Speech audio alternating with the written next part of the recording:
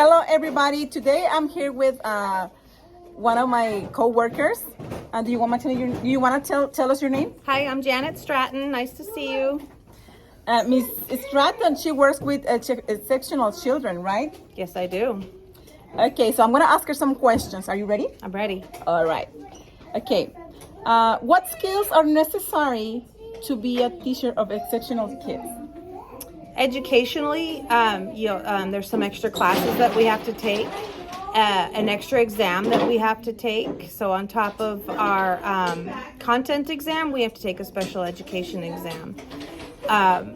Skills just for working with them, the biggest skill that I learned is patience, understanding, acceptance, listening, and things like that. Just kind of like understanding your kids. The biggest thing that I had to learn was I have to adapt to my children, to my students. They're not going to adapt to me. Oh, great. That's a great answer. Okay. So for the question number 2, why do you think that those skills that you mentioned are necessary? If we don't have them, do you think that are you going to be successful in the classroom having those? You will not be successful. If you don't have those skills, you won't be successful.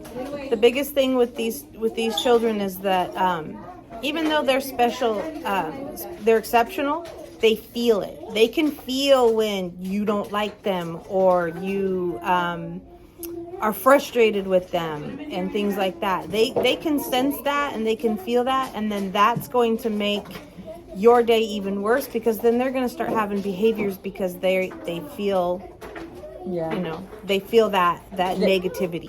That you're not accepting them, right? That you're not accepting of them, and that you're putting off this negative vibe, and they can sense that. Okay, thank you, Mrs. Stratton. Okay, question number 3.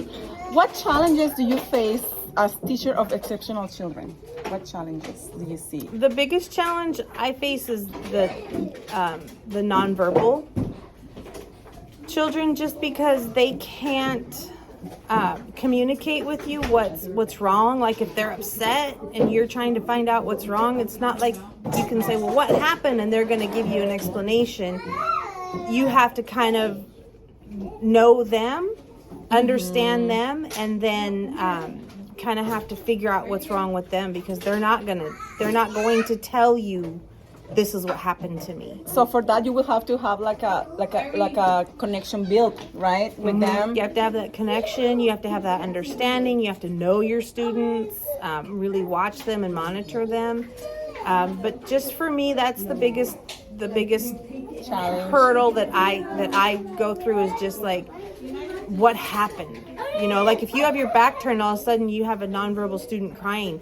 You're not going to know why they're crying. You're not going to know what happened. And sometimes that can be frustrating, because you want to help them, but you don't know what happened to be able to help them. Exactly. Okay, now let's move forward to question number 4. Besides parenting, how do you think that parents can support their kids with exceptional needs?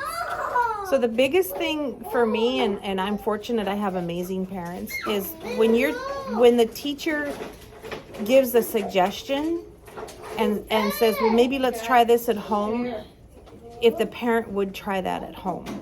Exactly. If they're like, yeah, that's a great idea, I'm going to try that at home. So if you implement something in the school and you tell the parent, well, this is what I'm trying to do, and the parent goes home and implements that same thing at home, that's fantastic for those kids, because that gives them that continuous, what's the word I'm trying to think of?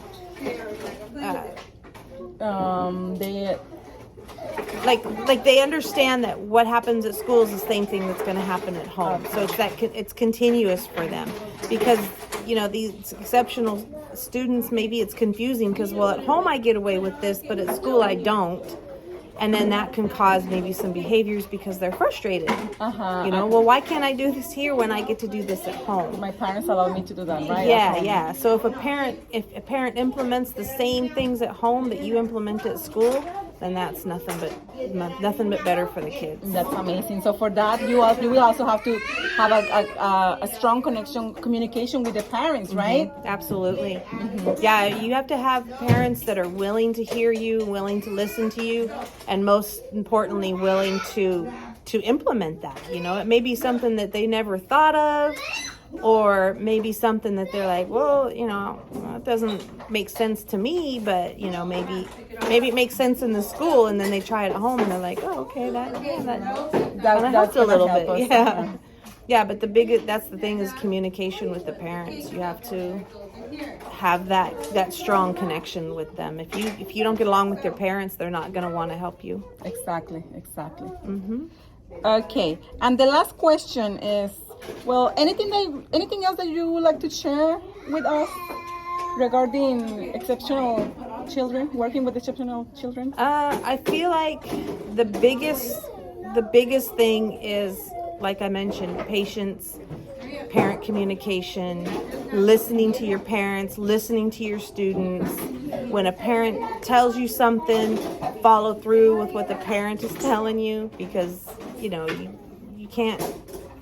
The trust, right? Yeah. Your parents have to trust you, because at the end of the day, you're with their baby throughout the day, and they're trusting. They're depending on you to take care of their kids the same way that they would. And so they need to be able to trust you. Absolutely. I think that's a perfect way to put it. I agree. Thank you, Mrs. Stratton. Thank you for your answers. I love them. And I think this is it for us today. This is the end of our interview. Thank you, Mrs. Stratton, for giving us your time. Thank you for the opportunity. Okay. Bye, everybody. Good luck. Bye. I hope you liked the video.